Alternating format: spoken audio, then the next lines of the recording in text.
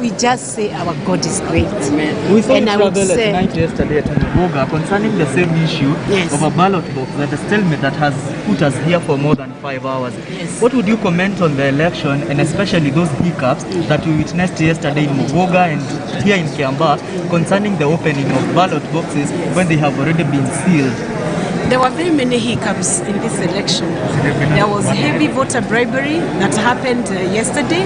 There were police officers everywhere, but we are grateful that they maintained peace. We did not have any issues that we could say that the police officers intimidated us or harassed us, but they seem to have had a mandate to maintain peace, to maintain law and order, and we are grateful for that. We had an issue in Njuguna of verifying the result that was being read for the people, and the arrow once again allowed us to just be sure that the results were the correct results, and we actually did not win. We lost by a very small margin, I think about 27 votes, and we graciously accepted that we did not make it in Njuguna, and we live to fight another day in Njuguna. It's only 1 year and we'll be back and still have a candidate for the same position that we did not make it yesterday. Elections are about winning or losing sometimes. And it's not a must that somebody should feel entitled that they must win. It could be that priorities have changed with Wananchi and maybe they want a different leader. I think the gracious thing, the comfortable thing, the constitutional way is to accept the result, especially when the election is fair, free, it's verifiable, it's accountable. If it's a process that's accountable, agents have represented your interests, I think people should accept the verdict of the IEBC. We saw you yesterday write a letter to the IEBC concerning some of the few issues. Yes. And like the stalemate you have had here, it has taken IEBC quite some time to resolve that stalemate. Yes. What would you comment as a party on how IEBC conducted both elections here in Kiambaa and in Njuguna? I would say that IEBC has improved a lot. I have seen they have walked milestones, because even yesterday when we had a hiccup with the badges, they were able to process all the agents for all the political parties until the badges were there. Because ideally, a system is as good as the process that is behind it. And especially when the system is not being used by either one side or the other side. Because when the citizens perceive that maybe one side is being favored or there is a bias of sorts, that's when people become uncomfortable. But as long as IEBC stands firm, follows the same rules, uses the same and applies to all across the board, then they will continue improving. So I would say that I think IEBC has improved. There is still work to be done, but I think they have improved a lot, and we continue to support an institution that is independent, an institution that can make its own verdict without being influenced by any stakeholders. Now, he's the first MP for UDA party in the National Assembly. We have seen some hiccups here and some complaints, some Jubilee party members affiliated to UDA. Now we have one member of National Assembly for UDA. So what message would you like to send out there? First, to our firstborn here, it gives us such great joy. Amen. We are excited. We thank God. We are excited. We thank God that we've been able to get an MP elect. We are very happy about that. And I would say to all our aspirants, feel free to come to UDA. I welcome you as a Secretary General. We will have free and fair processes, verifiable. You'll be accountable in what we are doing with our aspirants, and we will continue capacity building. And we are not know-it-alls at UDA. We appreciate any contributions in terms of ideas that are given by members. So we welcome your ideas. We welcome your views on how you would want the party to be managed and to be ran. So I would want to just say it's an open door for all the aspirants as we head towards 2022. The party has been doing a lot of preparation towards the general election for 2022. So Karibu, we can build together. Thank you so much. I think now the attention should move to the real man of the hour. Hebu tueleze unavyojihisi tu baada ya matokeo ya mwisho kuonekana pale.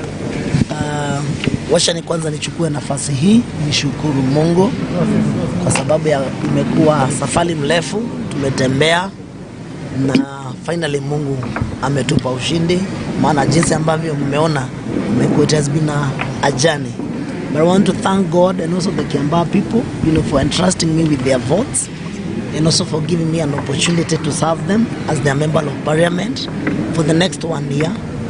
And also take this opportunity to thank, my party and the Secretary General and the officials of the party, the members of parliament who have been supporting me, the members of Kiambaa Constituency, and even friends and the families that have been there to support me. It has been a tough journey, as you saw yesterday.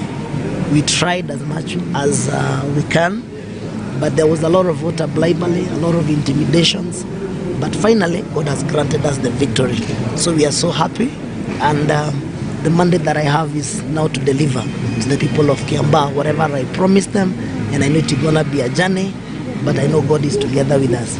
More so, I want to take these opportunities to thank everybody who has been there and who have been supporting, and especially the Deputy President. He has been very helpful, and even to the Hustler Nation, because we are telling them that the Hustler Nation is real, giving me an opportunity, having come from a family that is not known, having come from a very humble background, entrusting me with the candidature and giving me the to become an aspirant and to be the candidate for the UDA.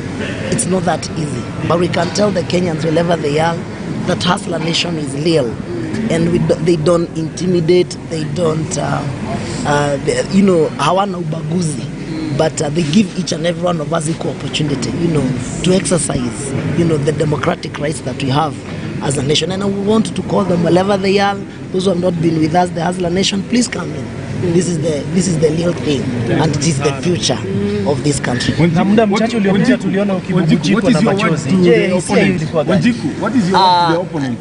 I think I was a bit emotional because it has been tough. Fighting, the Jubilee government that has been there, the Jubilee part that has been there, and also us trying what we can. You had seen some minutes ago, the police commander, regional commander, they were all here to intimidate the IEBC. But having known where I have come from, it has not been an easy journey.